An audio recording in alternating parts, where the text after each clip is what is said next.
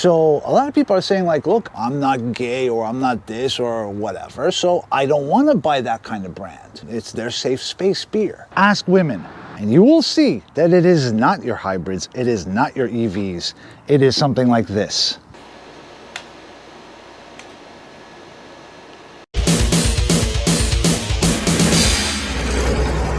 Welcome to Rip Roaring Garage. I'm Alex, and I'm back. Had my surgery. Surgery was a success. Waiting on results to see if it's cancerous. I can't feel my butt. It's just the anesthesia. I'll never poop again. 90%, 99% that it's fine. Really?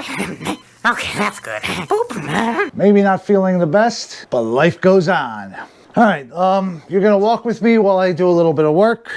You probably read the title already, and you're asking yourself, what the hell do Dodges and cars have in common with Bud Light? Everybody's been talking about the whole boycott of Bud Light. Part of the reason for its success is very targeted. It might seem random, and in effect, it's basically picking one company that doesn't reflect your values as a consumer, and just targeting them. You have had the only warning I intend to give. Rather than, 1.5% sale drop here or there, like the old Pepsi one back in the day. Now I was thinking, is there anything that we can do as consumers for cars? And the answer is probably still boycott Bud Light.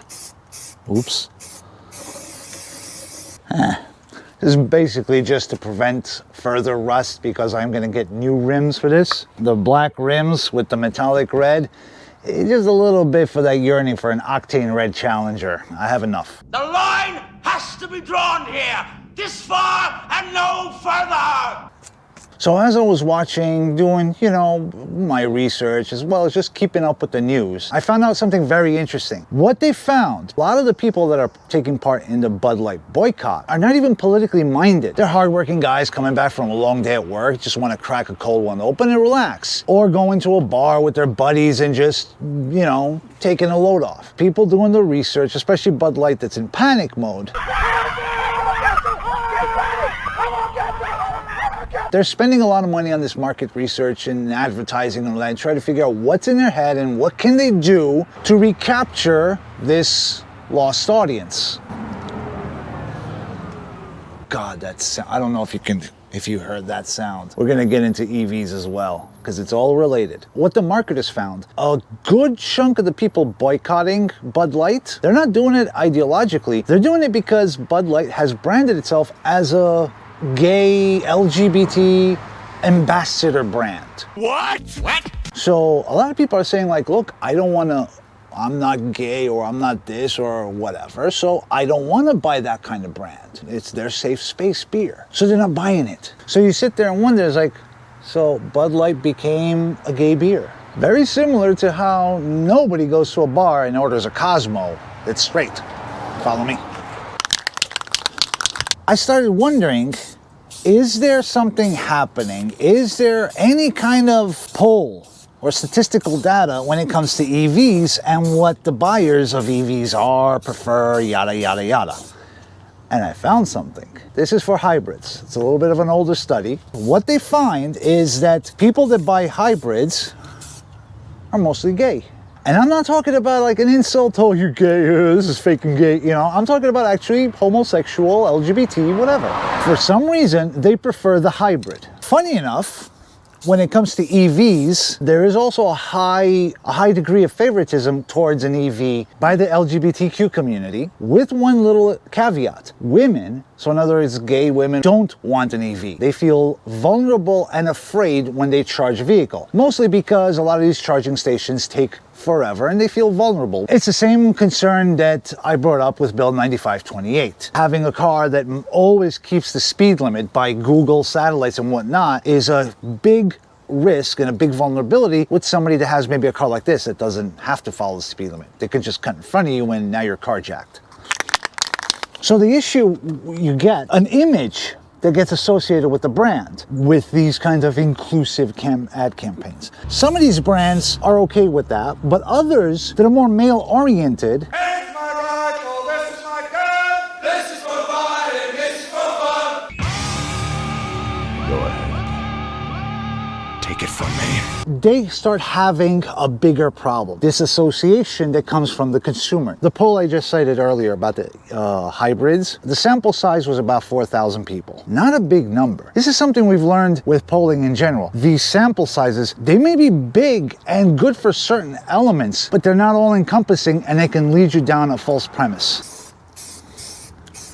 But Alex, how can you figure out what people want without polls? That's a very good question. With brands like Bud Light, we can see it. Guys don't want to drink it. Hey, listen, guy, he doesn't want it. Sales are down. Same with EVs. We don't want to buy them. We want our Hemis, we want our V8s. Even if the gas is high, we get a cheaper car, beater car, and then we keep our fun cars. Sales go down. EV sales are tanking. That is a better indication when it comes to trends and overall sales. What people are actually doing. You can do it! Cut his freaking balls off! Stop, take a deep breath, and pull your heads out of each other's asses, would you? So looking at these kinds of polls, you have to take into account the fact that they might not be accurate. The sample size might be small. The reality is that a lot of these companies, they're run also by people. They got these market analysts that are also people that have their biases, and they also want to keep their jobs. As one of these ad campaign managers, you say, Oh, I got the solution. This is the ad campaign. Once you put this out, you'll be good forever. The left will love you. The right will love you. what happens? They're out of a job. So they always got to keep a reason for the company to hire them. And that's what we're seeing with Bud Light. Anheuser-Busch should have just said, we're sorry, we apologize because this Dylan Mulvaney guy is a very polarizing individual, whatever his gender. Honestly, I don't give a rat's patootie. What I do care about is what I can buy. And when Dodge says that I don't even have the option anymore, it's all EV or, no V8, that's where we start having a problem. I appear to have invented a knife-wielding tentacle. If anybody would like to volunteer to come and turn it off, that'd be just fine by me. And most of us will just simply not buy. It's not beer. I gotta buy a beer now, and then when I pee it out at 2 a.m., I gotta buy another one, right? Or six-pack or whatever. Don't drink because it kills your gains with muscles, just like surgeries and all that, but I'll be back. Okay, next wheel. The idea is that Dodge wants to brand itself as an EV company. As an LGBTQ company, maybe? Red-blooded, toxic masculine men. I am all that is man. Don't exactly buy EVs or hybrids. Not exactly the Prius crowd or even the Tesla crowd. What's gonna happen is, eventually guys will shame each other. Be like, oh, I just bought a Tesla Plaid. Oh, wow, so did you come out of the closet yet? You're gonna hear that. And once that happens, right? You're gonna see car companies scrambling to figure out how can we recapture this market. Yes, women buy more cars these days, but guys spend more on cars. All right. So is this something that can be used by us in terms of what our goals are? In other words, to keep Hemis alive, V8s alive, and car culture alive. Is this something that we can use? And the answer is yes. All you gotta do is just give your friends a little bit of a joke. Oh, I just bought this EV. Just bought the Banshee EV. Wow, it's so cool. Now I can finally say I got a gay friend. There's no hate, it's love, it's amongst buddies. This is already happening. And with more and more brands taking on this kind of message with their advertising that has nothing to do with the product they're selling. Remember Gillette? Now we got Bud. Lincoln has already done this with their ads. I mean, I think I did a video a while back about that, how they're catering strictly to women. So if you buy a Lincoln today, you're not a manly dude. And it's okay. Not all of you guys out there are manly. The rest of us will be manly. We'll have the testosterone for you. Another thing you can do, go out to your local bar, club, whatever. Wherever you see women hang out to meet up with dudes. The Tinder hookup types. Ask women, what kind of cars do they equate to wealth, success, sexual prowess, whatever? And you will see that it is not your hybrids, it is not your EVs, it is something like this. I personally don't buy these cars to attract women. I don't care, I buy them for me. But that association is something that brands fear. So anyways, I'm gonna leave it here at that. It's gonna be a short one. I'm still not 100%. As a random fact, do you know that the fastest man-made object is also the first object that entered space? It ain't Sputnik, it ain't the Russians, it's American. A manhole cover. Look that story up. We got the heavy metal t-shirts. whatever. We got them both in Challenger and Charger flavor, and I'm working on a couple of new ones as well. I want to thank all of you guys. Again, another shout out to Big Don. He's over on Subscribestar. He's contributing and helping us reach certain goals. I want this channel to get big enough to where we can affect serious change. We are having an impact. Do not think that just because we're small that we don't have certain contacts. I have spoken to a couple of New York senators as well as U.S. senators such as Congressman Mike Lawler. Shout out to him for all the great work he's doing over in D.C. We're still in the fight to sink Bill 9528, and who knows, maybe with enough attention and some smart planning, we can change the course of, maybe not Dodge, at least for a while when it comes to V8s, but maybe GM could reconsider canceling their Camaro. Dodge represents something that this modern era just can't get. And if you're a young guy and you're still watching this,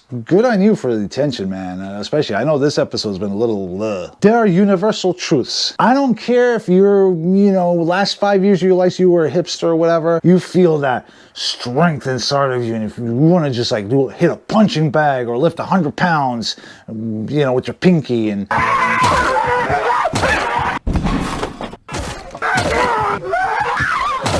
I get to bring the hand, baby!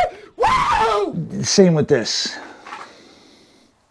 These cars are a reflection of ourselves. Everybody seems to be able to express themselves, but we're not allowed.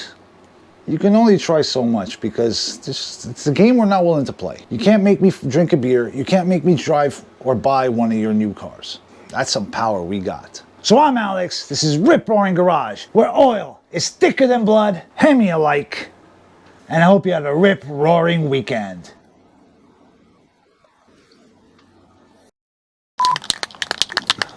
My face. Yeah, I'm gonna have by the LGBTQ. And damn, it's starting to get a little bleh. By the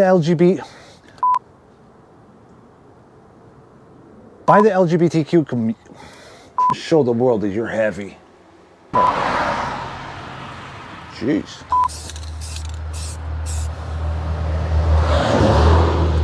You run hard, you run heavy.